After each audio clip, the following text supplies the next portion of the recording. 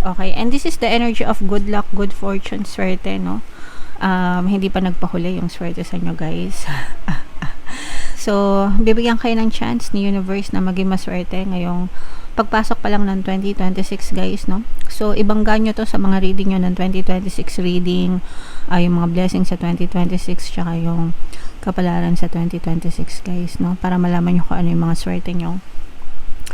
Especially pagdating sa kaperahan, mga kapiksi. Alright? Okay, so imain-main nyo na itong mga swerte sa kaperahan, trabaho, negosyo, swerte.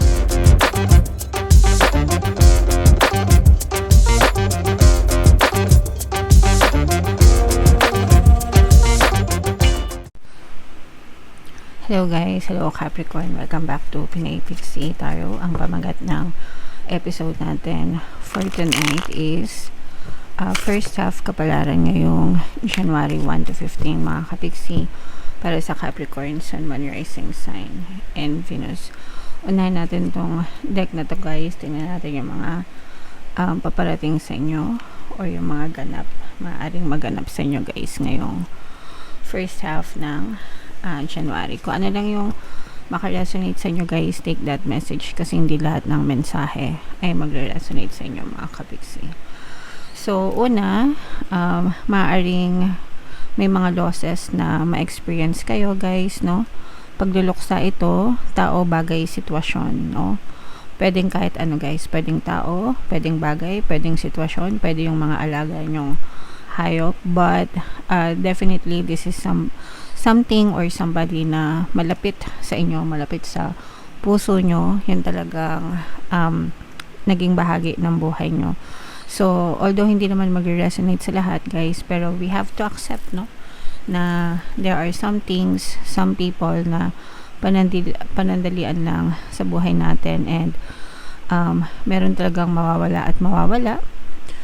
Even sa buhay natin, no, yung buhay natin ay hiram lang then, mga kapiksi, so hindi natin hawak, no, meron talagang mga expiration, guys. So, if ever na mangyari ito sa inyo, just be ready and tanggapin natin. Wala naman tayong ibang magagawa din, guys, kundi tanggapin ang kanilang pagkawala sa ating buhay. Okay?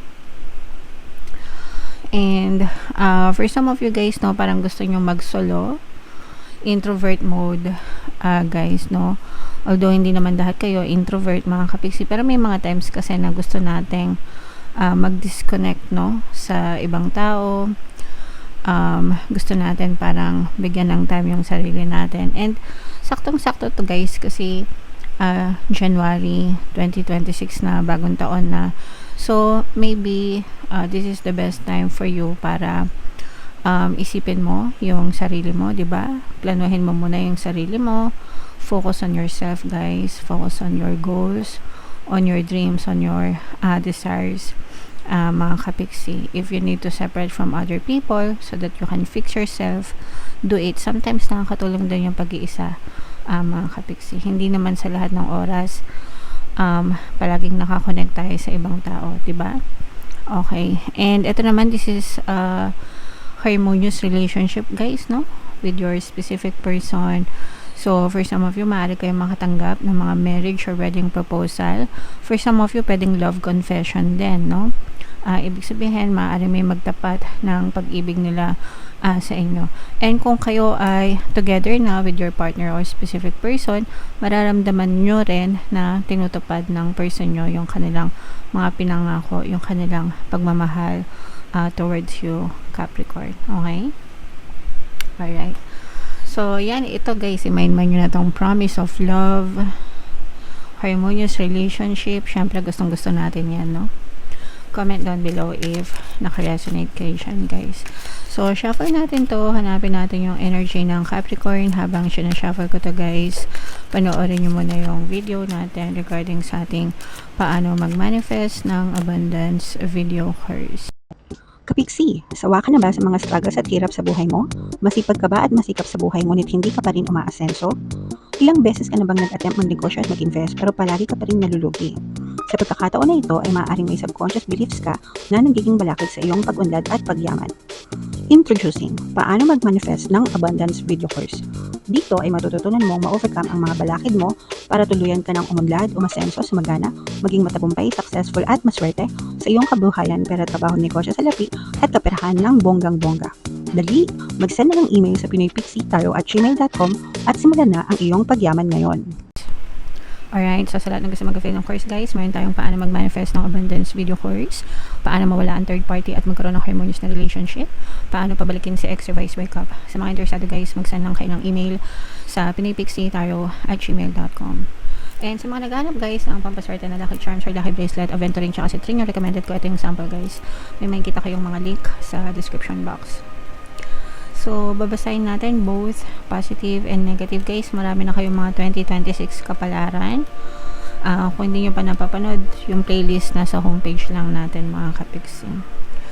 So, unahin natin yung negative mga kapiksi. Kasi for some of you guys, may mga stress, no? May mga pagsubok, may mga stress na nararanasan yung iba sa inyo. Pero, ang maganda kasi nito guys, this is coming to an end, no?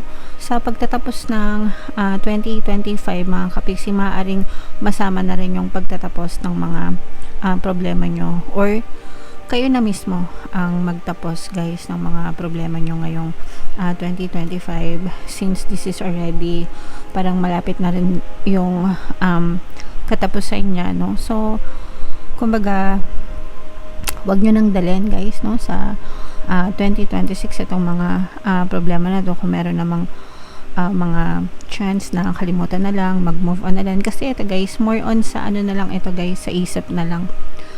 Kumbaga parang tapos na yung sitwasyon pero yung isip nyo hindi pa nakaka-move on, natatrap pa kayo sa past, naiisip nyo pa yung mga negative na nangyari mga kapiksi, and most of the time yun na lang yung nagpapahirap sa inyo.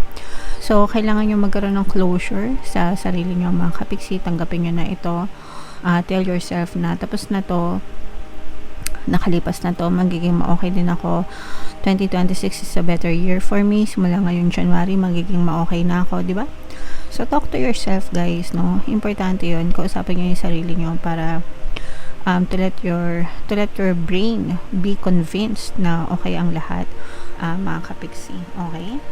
So yan, kasi yung iba sa inyo guys, medyo natatrap pa talaga sa nakaraan. Kaya nagkakaroon kayo ng overthinking, kaya na-stress pa kayo guys. Pero pag hindi nyo yun masyadong inisip, asahan nyo na matatapos din yung mga problema nyo guys, okay?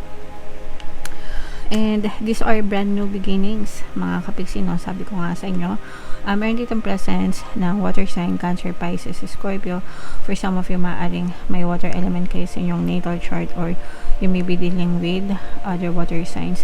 May mga magagandang balita actually, no, na dadating sa inyo pagdating sa kaperahan.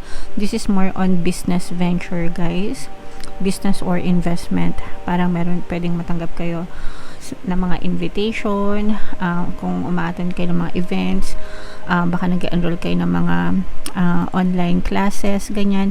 May mga matututunan kayo mga kapiksi. Kung mahilig kayo umattend ng mga events, mga seminars, kunwari sa barangay nyo, sa barangay namin may mga ganun pa seminar, livelihood, yan, ganyan. Kapag umaattend kayo ng mga ganun mga kapiksi, or whatever, kahit sa online, parang magkakaroon kayo ng mga idea para magsimula ng mga bagong pagkakakitaan mga kapiksi. Pero itong pagkakakitaan nito parang some sort of hobby, parang hobby lang siya. Yung pag sinabing hobby, yung mahilig kayong gawin, and eventually mako-convert siya into something na magdadala ng pera sa inyo. So kunwari mahilig kayong magluto, mahilig kayong gumawa ng mga dessert, no? Hobby nyo lang siya, pero eventually pwede nyo palang ibenta, pwede nyo palang ialok, ilako, diba? So in a way, nakatulong para magpasok din ng pera sa bahay nyo mga kapiksi, okay? So yan yung nakikita natin na for some of you. And for some of you, parang may mga pahabol pa guys na mga socialization, no? Kung hindi kayo parang mga friends na kunwari hindi kayo nagkaroon ng Christmas party ngayong December kasi masyadong busy, sa January parang meron pa kayong mga ganap sa January na magkikita pa kayo, may socialization pa, meet and greet, yeah, ng mga BFF nyo, mga kapiksi. So parang belated yung celebration ng holiday season for some of you guys, okay? So, what else, mga kapiksi dito? Ito yung ano, no? Wow. So, okay, latag ko muna, guys. Alright. So, ito guys, mag-ingat kasi kayo. Babala, mag-ingat. Kasi maaaring may umahas sa inyo pagdating sa pera. Umahas pagdating sa pera. Mga kapiksi, so, ibig sabihin, maaaring may manloko sa inyo pagdating sa pera. Maaaring tuklawin kayo. Maaaring utangan kayo. Takasan kayo. Hindi kayo bayaran. Baka may nanghihiram na mga cellphone nyo. Tapos, yung Gcash nyo, kinukuha na pala. Or mobile wallet nyo. May mga transaction. Yung mga ganun guys. Pero parang merong nagnanakaw sa inyo, mga kapiksi. Whether online yan or physical na ninanakawan kayo, mag-ingat kayo. Pati yung mga nagpapautang na tinatakbuhan, mga kapiksi. So, mag-ingat kayo guys kasi maaari kayong manakawan ng pera guys. Okay? And ito naman guys ay maaaring may magbabalik sa inyo from your past, mga kapiksi. This is more on love, guys. And itong past na to, this can be a past lover, an ex-lover. And ang intention nito, guys, is manghingi ng second chance. Gusto niya ng second chance sa love, sa relationship. So, definitely magre-resonate ito sa mga kapiksi natin na nagpapabalik, guys, no? Kung nagpapabalik talaga kayo, and yan yung intention nyo, guys, no? So, maaari talaga silang magparamdam sa inyo. Mga kapiksi. May mga subliminals din tayo guys, no? Pampabalik. Pwede nyo i-combo yun sa pampabalisa, pampamis, pampabaliw. Kasi pag kinombo nyo yun guys, talagang iisip-isipin nila kayo, hanap-hanapin kayo hanggang sa tuluyan silang bumalik sa inyo, mga kapiksi. Alright? Okay, and this is the energy of good luck, good fortune, swerte, no? Hindi pa nagpahuli yung swerte sa inyo guys. So, bibigyan kayo ng chance ni universe na maging maswerte ngayong pagpasok pa lang ng 2026 guys, no? So, ibangga nyo to sa mga reading nyo ng 2026 reading, yung mga blessings sa 2026, tsaka yung kapalaran sa 2026 guys, no? Para malaman nyo kung ano yung mga swerte nyo. Especially pagdating sa kaperahan, mga kapiksi. Alright? Okay, so imain-main nyo na itong mga swerte sa kaperahan, trabaho, negosyo, swerte sa lahat ng aspeto. Itong mga reconciliation, no, pagbabalik, kung gusto niyo talaga silang pabalikin guys, at saka yung itong mga bagong opportunities guys, no, yung sinabi ko nga, mga bagong opportunities sa pera, mga kapiksi. Alright, so comment down below if naka-resonate kayo, Capricorn. Ito yung inyong 2026 kapalaran guys. Ito naman yung ating success stories ng paano mag-manifest ng abundance video course. Thank you for liking, sharing, and subscribing. See you next time. I love you all. Have a nice day. Bye-bye.